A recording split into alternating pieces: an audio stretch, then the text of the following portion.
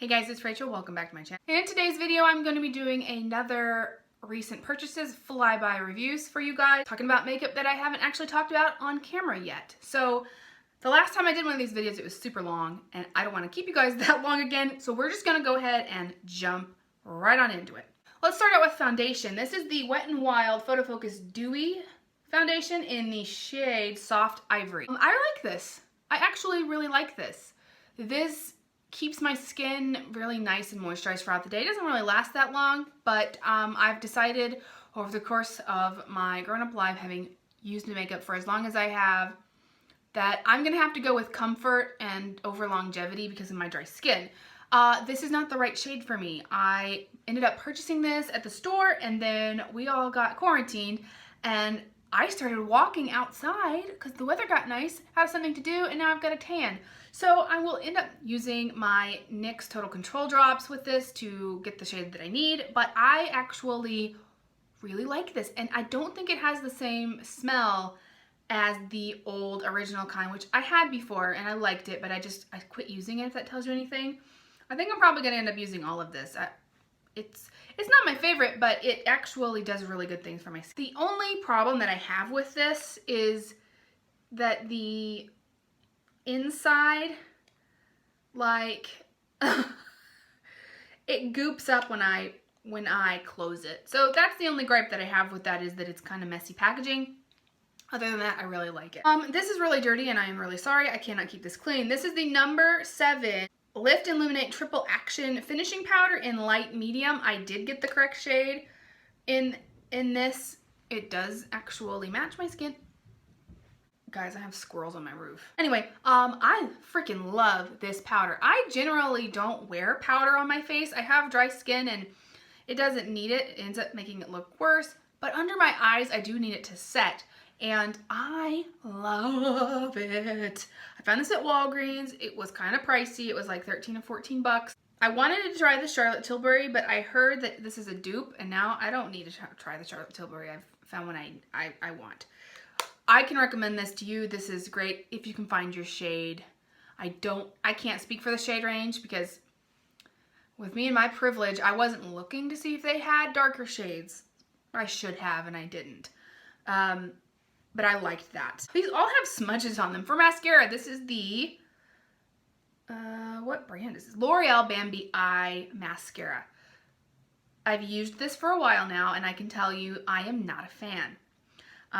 It's drier than I would like. When I put this through my lashes, I feel it tugging on my lashes when I put it through. Because the formula, and that's the experience that I normally have with a drier formula for a mascara, is it feels like I'm trying to rake it through my lashes and it's getting caught on my lashes, and I don't enjoy that. So I will not be repurchasing this for that very reason. All 3 of these were recommended to me by Jessica Braun, by the way. To me, like I know her. I always say that because in my mind we're best friends. I think she liked this mascara, and I know she likes the powder and the foundation, but I'm not a fan and I won't be getting that again. So sorry, Jessica, I still love you. The rest of the things that I have to talk about are all eyeshadow palettes, and I haven't talked about them on the channel yet. So we're gonna do that today. First up, we're going smallest to biggest. This is the Huda Beauty, Huda Beauty Topaz Obessions palette. I had the option. There was one mini nude from Natasha Denona left and this one, and I was like, it was like an itch I couldn't scratch. I wanted an orange eyeshadow palette. I got this, left the Natasha Denona Mini, and now the Natasha Denona Mini is sold out everywhere, and I'm kicking myself because I have another palette here that I can do better on. The shimmers in here are not as good as I expected. They crease on my eyes. I have better luck with ColourPop. I like the color story. This is me in a palette, guys. If I were going to be a palette, this would be me. This is my personality. Orange is my favorite eyeshadow, but having tried this, it's kind of like, meh. Meh. We'll see how long I keep this, if I declutter it or not. I don't know. It won't close. What did I do? It's also really grungy, but this is the by Terry by Paris palette. I mentioned this in that Imaginary Shop With Me video, and then I saw Jessica again. She has this too. I took the little thing out of it because it always falls out. I was let down by this palette. The mattes in here, they are really dull in my opinion. It takes a lot to build them up. The pigmentation is not there, and they are very patchy. I think the shimmers are better than the matte. I don't have any complaints about the reddy pink shades in here, but as far as these brown shades, no, they're not for me. They also embossed this, what is this called? The Arch of Freedom. They embossed it upside down, which I do like the shimmers. However, I think that they're really pretty. I do really like the looks that I come up with when I use this palette. I think it makes my eyes look really big and pretty, but it takes a long time to do because I have to blend and blend and blend what it seems like forever. So for a luxury brand, I mean, this was only like 55 bucks, but for a luxury brand, I expected more and I didn't get what I thought I paid for. All right, I'm gonna give them a break. Moving on. All right, this is the Natasha Denona Sunrise palette. I have had really good experiences with Natasha Denona's website. I have bought 3 things off their website and it has been very good customer service. They have packed it, shipped it, even within a quarantine and a crisis. It's come the fastest I've ever had anything come. This is also right up my alley. These shades right here, there's oranges in here that this is not the burnt orange that is my favorite, but these are more of a clementine kind of orange, but I love these. I don't have anything negative to say about this palette. I think that the quality is great. I think the color story is great, and I'm in love. So this is the newest to my collection, the Natasha Denona Metropolis palette. I ended up getting this as a gift for Mother's Day, my first Mother's Day.